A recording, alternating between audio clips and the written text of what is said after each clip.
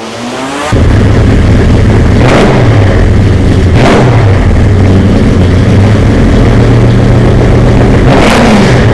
everybody, it's Eric with Muscle Cars. Eric coming at you with another really cool episode of What's in Your Garage.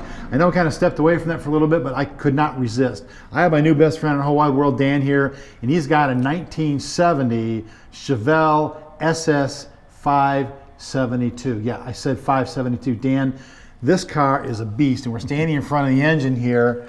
I mean, that's 572 cubic inches of raw power, isn't it? Yes, it is. The engine was put in 2007. It was a factory GM motor. It puts out 650 horsepower. 650 horse? Yeah. Now, when I first got here off camera, you said, "Oh, it purrs like a kitten." I got to tell you, folks, you're going to hear the cold start here in a little bit. It roars like a lion, my friend. Now, obviously, you did something different with the engine, right? Did you totally rebuild it and all that other cool stuff? Actually, the engine was taken apart just before we put it in. The engine was coated with the ceramic coating that they for oil flow, and pretty much everything else in the engine is pretty much stock. Okay. It was all reassembled, put back together with the factory parts, and it was put in the car, like I said, in 2007, and it was coupled up with a 200R4 gear star transmission, which will take 750 horsepower. Wow. It's a now, how much torque is this bugger pushing? 645 foot-pounds of torque. So you're almost matching torque and horsepower. Almost matches, yes. That's pretty cool. Yeah. I bet this car just kind of gets up and goes, doesn't it? It's a handful. Yeah, I bet it is. It's a handful. But it's got to be a happy handful, because when I pulled up here, you were nothing but ear-to-ear grin. I mean, whenever you see this car, I mean, this car is absolutely in immaculate condition. And so you said when you got the car, it's kind of like a pit, if you will. Yeah. Okay. So you did. I mean, look at the interior here. The engine bay is incredibly clean. Did you do a total rotisserie build in this car? The rotisserie build was done on it in 2005. Okay. All right. But the prior owner did not take care of the car worth a darn. Okay. It was rode hard and put away wet. Okay. And I got it. Completely went through it mechanically, so I made it mechanically sound. Mm-hmm. The paint was redone. My father-in-law, George Lodahl, helped me with that. And we got the paint back in shape.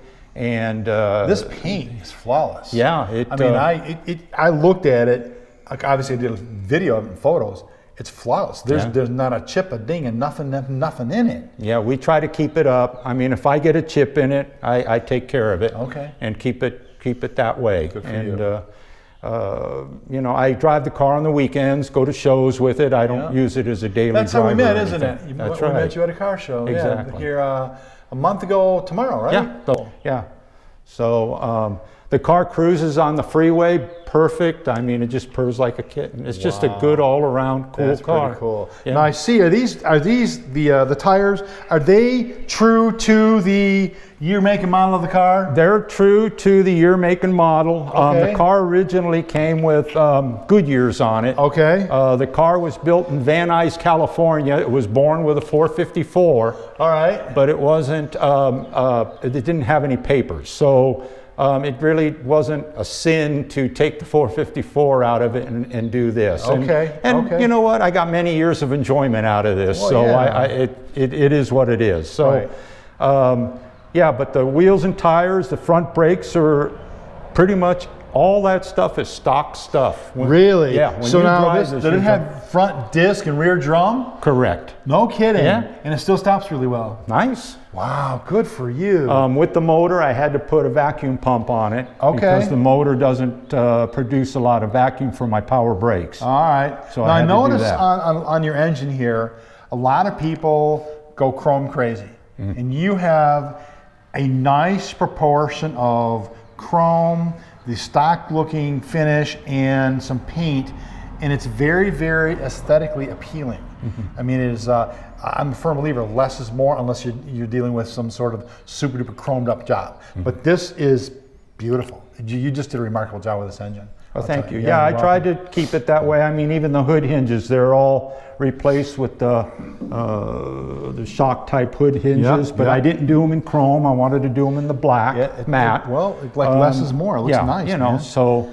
understated, isn't that the term? Understated? Yeah. Because my whole theme with the car was stock.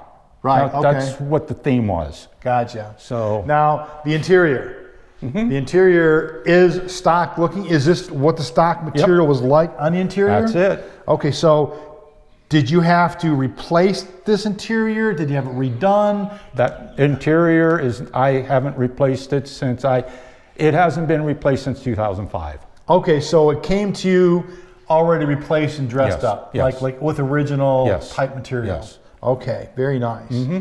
This, I bet it's just comfortable as heck to ride in. I put the console in it. Originally, when I got it, it had just a B&M floor shifter up there. Okay, yep. And I didn't like that look, so I found that B&M made a shifter that would fit in the factory console. So there we go. Oh, that's pretty cool. Good so that's where that came from. Nice. So I added that to it. And, it has a 2,000 watt Focal stereo system in it. Very cool. It's controlled by a little remote there. Yeah, I see that. That's pretty cool. And it's in the glove box. Nice. So I can control it by the remote. Driving down the road. And you have a stock radio in the dashboard. Yes, to keep the look. I got you. I got you. That's cool. Right. And your chrome, look at this.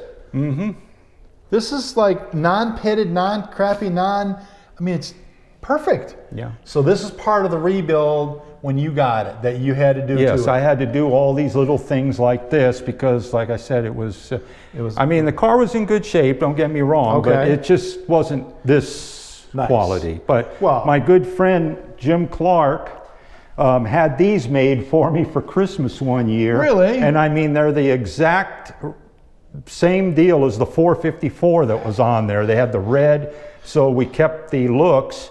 And we got that on there. Change the numbers. And then this little deal here, we had to go to a printing shop and have that custom made. On top of your air cleaner? Yeah, so it would match the factory look. It said 454. Yes. All right. Yeah, and then it shows you the horsepower and all on it. So now notice you mentioned about your brakes. Your brake master cylinder and booster are very well done in chrome, and that's all stock material, but the chrome finish, correct? Right. Okay. And then the vacuum pump is kind of hidden away in the corner here, so you don't really see it. Yeah.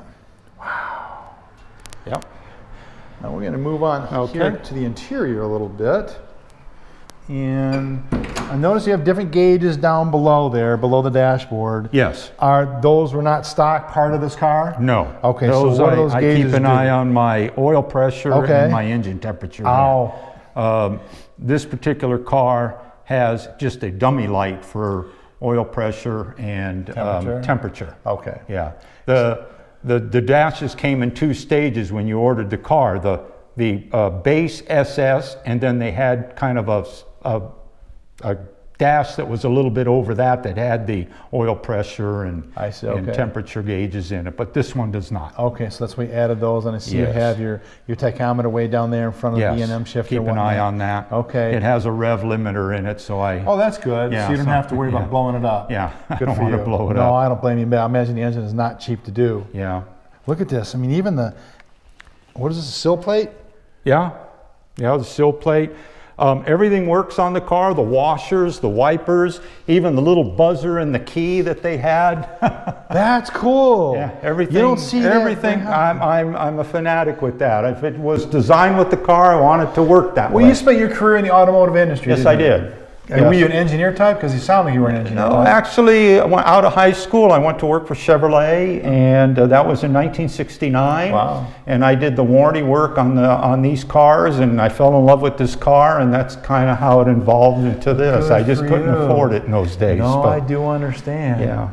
That's neat. And you have these are the stripes on here.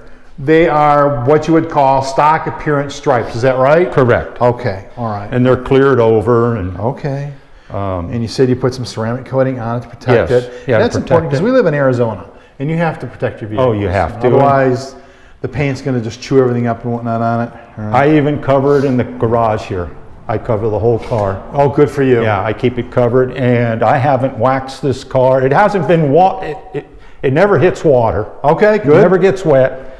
And I haven't waxed this car in probably 5 years. Well, ceramic coated, you don't want to wax. You don't do anything. Dust it and you're good to go. That's it. So, yeah, it's really, really good stuff. But it's got the stock 355 rear end in it. Okay. It's got the QA1 control arms in the back. I did that because I wanted to keep, I wanted to upgrade for the torque, Right. But also, I noticed your exhaust is a little bit larger. Are you running 3-inch exhaust 3 on inch this? all the way Because you through need to Flow breathe. Masters. Yes. Right. Flow Master. Okay. Yeah, Good. Flow Masters. The axles are replaced with strange axles. Okay. Yeah. Much tougher axle, isn't it? Yeah. Okay. Yeah, Very, so very that's good. in there, Was the drive shaft and all the stuff? The drive shaft, yeah. Okay. Yeah. Good for you. Yeah, the whole drivetrain is pretty much, except for the rear end. The rear end is pretty much a stock rear end, and it holds it, so That's cool, man. does a good job with it. All right. Yeah. Well, folks, Dan, thank you. And what we're saying, Muscle Cars with Eric, is drive it like you stole it. So drive it like you stole it, folks. Till next time, remember, like, subscribe, and share. Thank you, Dan. See ya.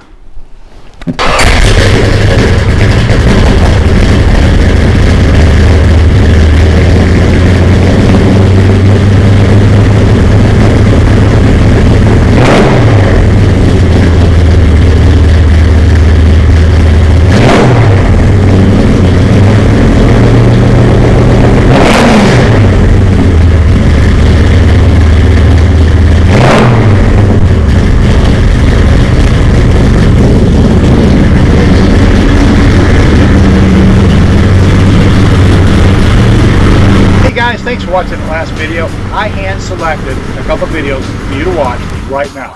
Click here.